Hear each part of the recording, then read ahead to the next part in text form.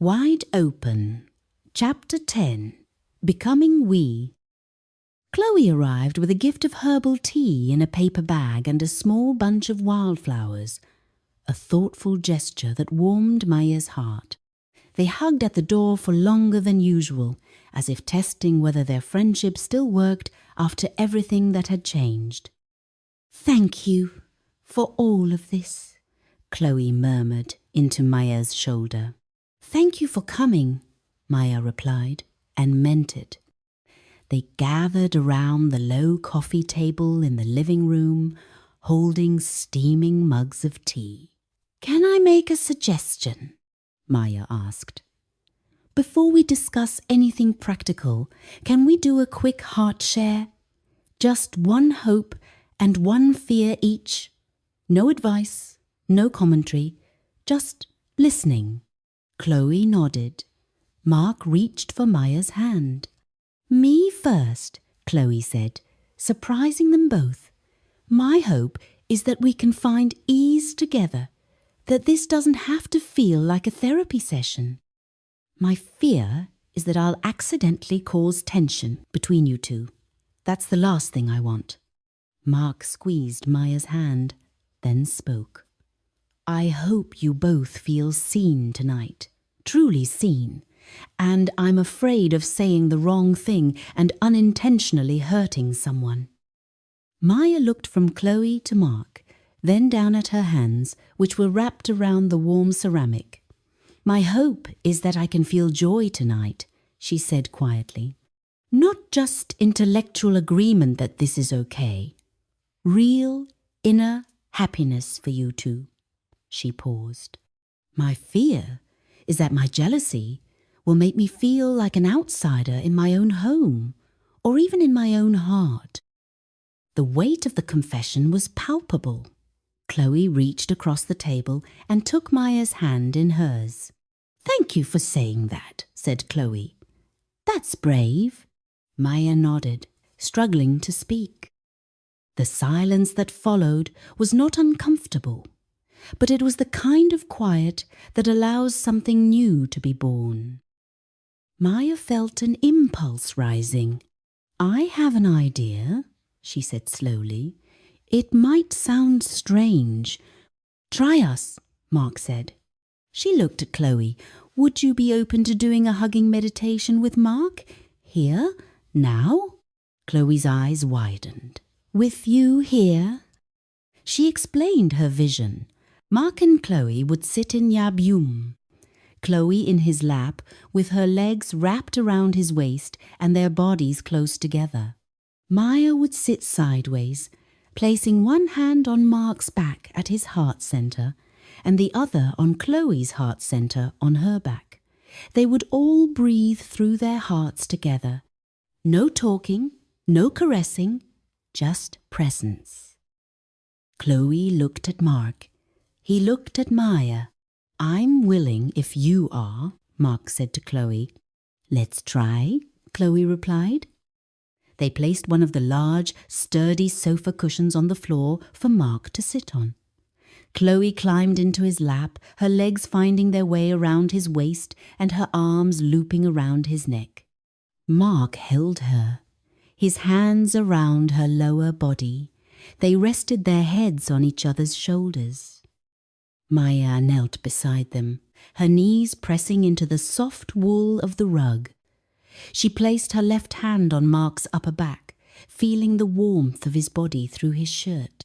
Her right hand reached around to rest on Chloe's back, just below her shoulder blade.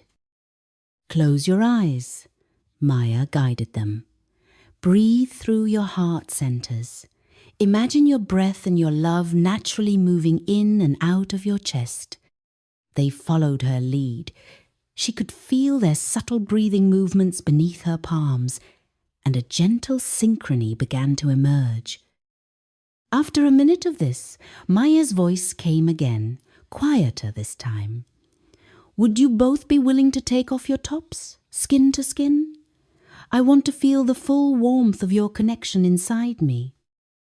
There was a pause. Then the soft rustle of fabric. Mark pulled his shirt over his head. Chloe unbuttoned hers and let it fall. Their bare upper bodies pressed together, and Maia could feel their soft skin beneath her hands. She closed her eyes and breathed love in and out through her heart center. For a long time, nothing happened, and at the same time, a lot was happening. Maia felt the heat radiating from both bodies, the deep steadiness of Mark's spine and the slight tremor in Chloe's back. Was it excitement? She felt her heart center glowing. There was Luma. She recognized it now. But there was also that stirring in her stomach. Envy? She didn't push it away. She had learned that much. She let the jealousy sit beside the warmth in her chest. Two visitors sharing the same space inside her body. I'm afraid I'm becoming invisible, but I also feel this beautiful, tender expansion. Both feelings are true. Beneath her hands, the breathing deepened. Chloe's body softened, melting deeper into Mark's embrace. Maia felt a quiet sob travel up Chloe's spine, a soft release and surrender.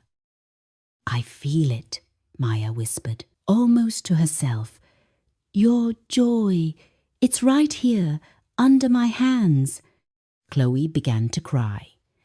Maia could tell it wasn't from sadness, but from the overwhelming sensation of being held by two dear friends at once. Mark kissed her neck, pressing his lips slowly and deliberately against her skin. Maia kept her hands where they were. She breathed with them, allowing the jealousy, warmth, tears, and silence to exist together. After a while, the edges began to blur. She was fully aware of herself and her own body, yet she also felt like all three of them. A blissful feeling of oneness washed over her, expanding her sense of being.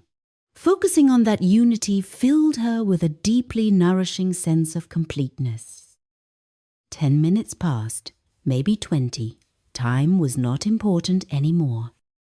When they finally opened their eyes and began to move their bodies, Chloe found Maia's hand behind Mark's back and held it for a moment. Thank you, Chloe breathed. I've never been held like that by two people at once before. It felt like I was supported, loved, and deeply cared for. Maia exhaled, a long, satisfied release. Something shifted in me too. I felt complete, like I wasn't just watching from the outside. I felt one with both of you. They put their shirts back on. Chloe wrapped herself in a woolly blanket and they cuddled together on the sofa. The atmosphere was completely different now. Softer and more intimate, but not in a romantic way. They felt fully human. Chloe pulled her knees up to her chest, cocooned in the blanket. Can I say something? Please, Maia said. I've been single for a long time. Not because I necessarily wanted to be. It's just that I was afraid of ending up in something that would make me feel small again. She glanced at Mark, then back at Maia. What you two are building here, it's the opposite of small. It's both scary and beautiful, and I don't fully understand it yet. But when we sat so close together and breathed through our hearts, I felt something I hadn't experienced with others in years. What's that? Mark asked. Nobody wanted anything from me, let alone take possession of me. I felt safe and cherished with you. The words landed like a stone in still water, rippling outward. Maia could still feel her jealousy humming in the background, but it had eased slightly. It was as if the hard edges had been smoothened by the honesty between them. I felt a bit jealous, Maia admitted. While you two were holding each other, there was this whirl in my stomach. This little voice saying, "They have something you're not part of." She paused, pressing her palm to her chest. But I also felt really warm and expansive. Both feelings were happening at the same time. I didn't know that was possible. Mark reached for her other hand. How does that feel? Knowing that they can both be present? Strange, said Maia, but also deeply liberating. Like I don't have to overcome my jealousy before I'm allowed to feel joy for you. Chloe nodded slowly. Beautiful. You are making room for both. They sat with that for a while, letting it breathe. Then Mark sat up straight. We should also talk about practical things, he said, because the mood won't last if we don't have a framework for it. Chloe laughed. Now you sound like a therapist. Maia smiled. But he's right. Good feelings need good grounding. They spent the next hour carefully discussing the logistics, because they all wanted the arrangement to work. They talked about check-ins and daily heart-sharing, as well as organizational matters like using the planning pause and asking if there were any scheduling conflicts.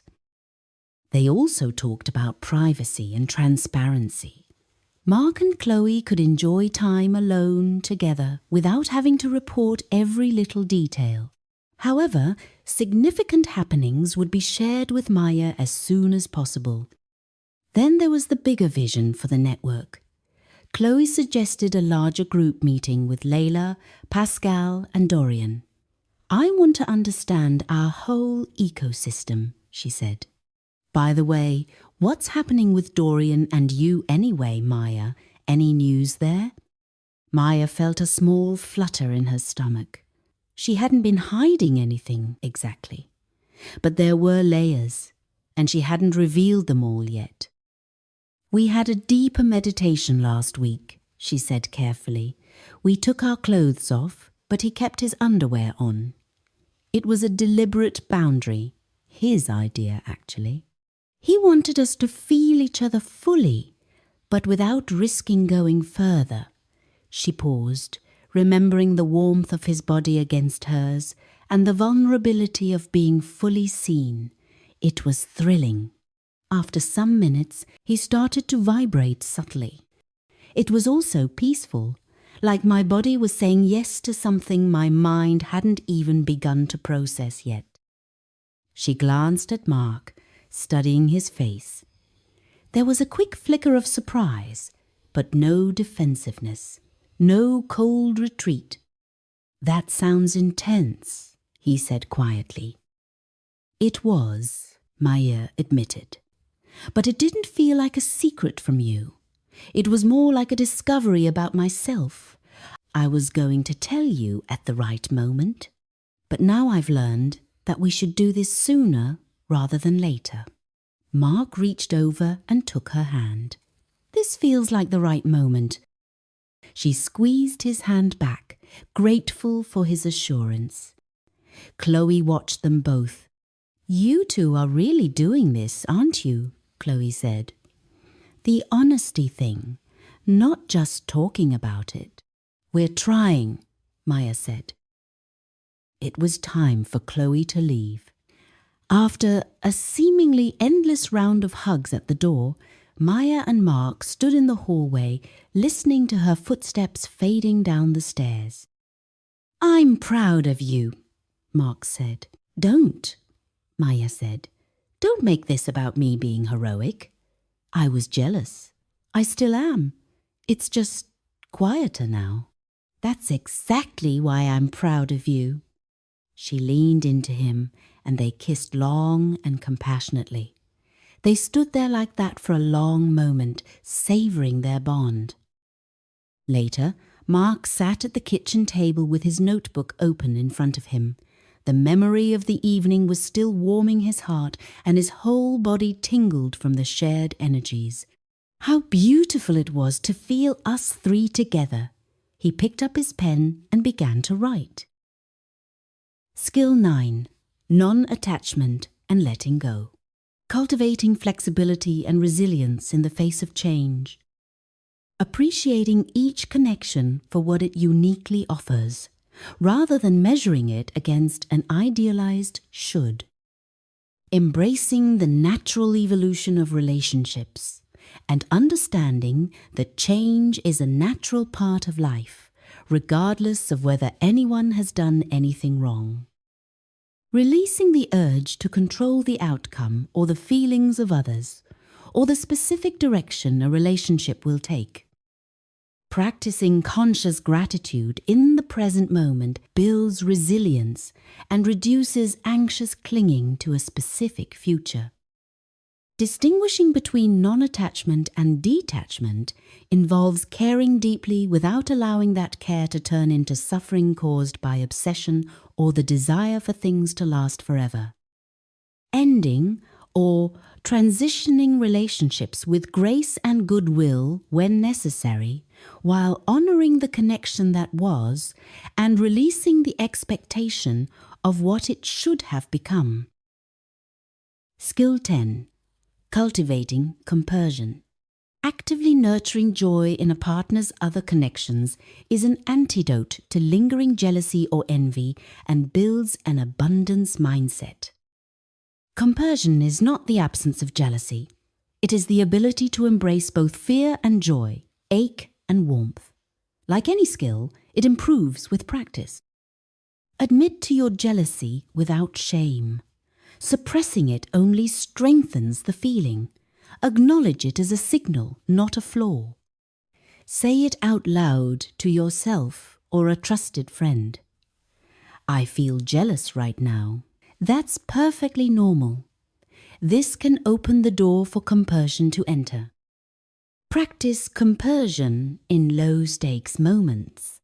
Notice and identify the feeling when you experience authentic happiness for someone else's joy, whether it's a friend's delight, a stranger's laughter, or a child's excitement. That warmth in my chest? That's compersion. I can feel this on purpose. Strengthen this neural pathway in safe, familiar spaces before applying it to your relationships with your partner. Distinguish compersion from numbness. Compersion is active joy, not passive tolerance.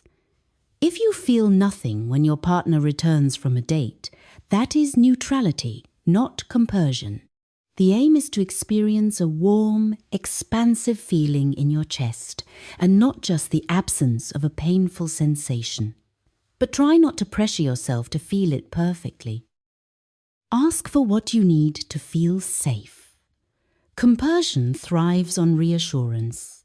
Before your partner leaves for a date, suggest a special ritual, such as a particular kiss, a kind word, or a promise to check in. When they return, reconnect by cuddling, sharing a meal, or talking about their favorite moment. Feeling secure is the gateway to joy. Be present with them before and after. Jealousy is fueled by imagination. Compersion thrives in reality. Where possible, meet your partner and their other partner together. Notice the small moments of kindness between them. Say goodbye to them together and welcome them home together. Your nervous system will learn. Nothing is being hidden from me. Actively participate in their joy. Compersion is not passive. Cook a meal for them before a date. Help your partner choose an outfit. Hold both of their hands when they hug. Breathe through your heart center and feel the warmth move through you. The more you participate, the less you feel like an outsider. Let compersion and jealousy coexist. You don't have to choose. You can experience the stirring in your stomach and the warmth in your chest simultaneously. That's the beauty of being fully human. Name both feelings. I feel jealous about the time they're spending together, but I'm also truly happy that they're happy. Both can be true. Allow them to coexist. Practice a loving kindness meditation for your partner and their other connection. Sit quietly for 5 minutes. Breathe through your heart center. Inwardly recite. May you be happy. May you be free from suffering. May you feel joy and ease. First, direct this to your partner, then to yourself, and finally to their other connection. This process rewires the brain towards empathy and away from threat. Ask yourself, what am I afraid of losing? Jealousy is fear wearing a mask. At its core, it is almost always a fear of abandonment, inadequacy, or scarcity. Identify the specific fear. I am afraid he will realize she is more exciting than me. Once identified, ask yourself, is that fear rooted in reality or an old wound? Separate the past from the present. Celebrate your partner's return as a choice, not an obligation. Every time your partner returns to you after being with someone else, they are choosing you, not out of duty, but out of affection. Let their return be proof of their love, not just their backup option. Welcome them home with genuine curiosity. What was lovely about your time together? Their happiness does not threaten yours. It is evidence of their ability to love.